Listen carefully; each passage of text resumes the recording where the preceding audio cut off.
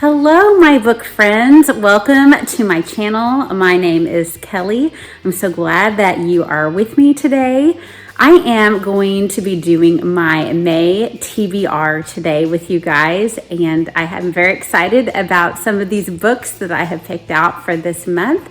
It's a feel of some gothic and some YA fantasy this month, a little bit of historical thrown in there as well. So let's get started. The first book I have is called Mexican Gothic, and this is by Sylvia Moreno Garcia. And it is a book about a young lady who is a Mexican socialite. She comes from a family that is well off, and her family kind of wants her to just get married and be social. So, but she is definitely very spoiled and social in a lot of ways, but she also has desires to be educated and to be an anthropologist. And one day her father calls her in and says, you need to go right away to this place out in the forest where your cousin who's recently married is. And she's like writing letters about how she's seeing things and hearing things coming from the walls. And she needs a psychiatrist, but her family doesn't want to get her any help. And so she goes and she has this really strange welcome. There's one like cousin of the family, like the in-laws, that seems okay, but everybody else is just kind of like kooky. Her cousin's husband seems okay-ish sometimes, but sometimes he's a little weird too. So it does definitely have like gothic, if Rebecca happened in Mexico type vibes in some ways. There's even like an older lady. She's actually a family member, but she's also like that taking care of the house, who reminds me of like the crazy housekeeper and Rebecca. So yeah, that is just, I don't know what's going to happen, but the house is weird. The relatives are weird. And there's a weird like uncle that is very racist. So it will be interesting to see what happens with this story, and I will update y'all later. The next read, I guess I was just going a little bit darker than I usually do this month, is The Picture of Dorian Gray by Oscar Wilde. And this is about a guy who has a very vain guy who has a magical picture, basically, of himself. So I don't know anything other than that it is a very classic book other than that. So I will update on this one as well.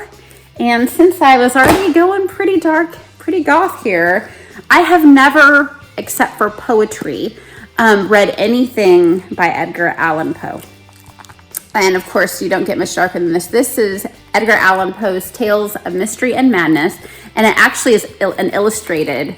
So let's just open to random page. And so it has kind of some cool, creepy illustrations. So the illustrator, his name is Gris Grimley, which I'm assuming is his illustrator name for his creepy stuff he illustrates. Otherwise, that was really good on his parents' part, naming him kind of a grim name when he was going to end up doing pretty grim illustrations. So good job, parents, if you did that. Anyway, so I'm not sure what to expect. I don't know if I'm going to hate it. I don't know if I'm going to tolerate it. I don't know if I'm going to absolutely love it. I will let you guys know. So the next one, dark this month.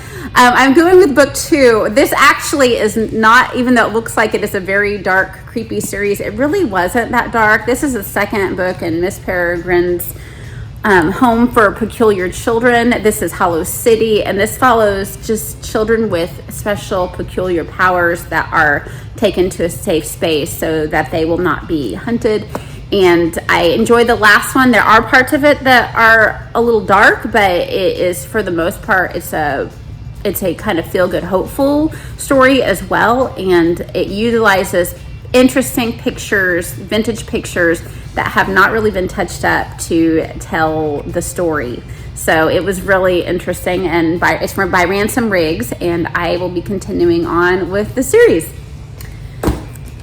So this is not dark, not at all dark. This is the second book in the Howl's Moving Castle series by Diane Wynne Jones, and this stuff is usually funny. Last month I thought I was reading book 2 in the series. They're more standalones, even though they say they're series, and I was actually reading book 3. So House of Many Ways is book 3, Castle in the Air is book 2. And so I will be reading this. I don't know much about what this story is about, but I'm sure that it's going to be fun and entertaining and exciting, and I cannot wait to read this one. This will be a nice reprieve after getting some pretty dark books for the month. And last but not least, this is the second book in the Caraval series, Legendary.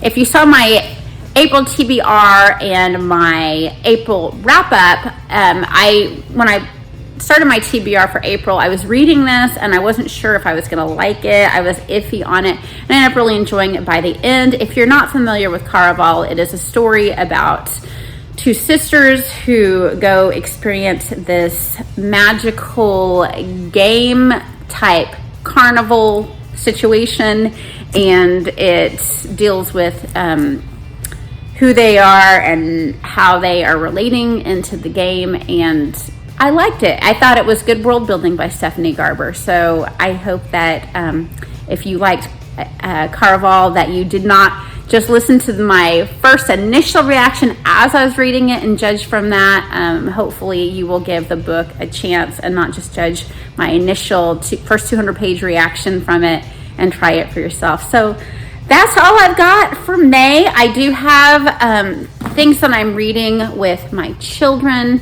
And I always have, I'm just showing you my fiction. I always have usually some sort of non-fiction, parenting, Christian type book that I'm reading. For that, I'm reading Mere Motherhood, and I am blanking on the author's name. I'll update that later. And then my kids and I are listening to The Silver Chair right now by C.S. Lewis.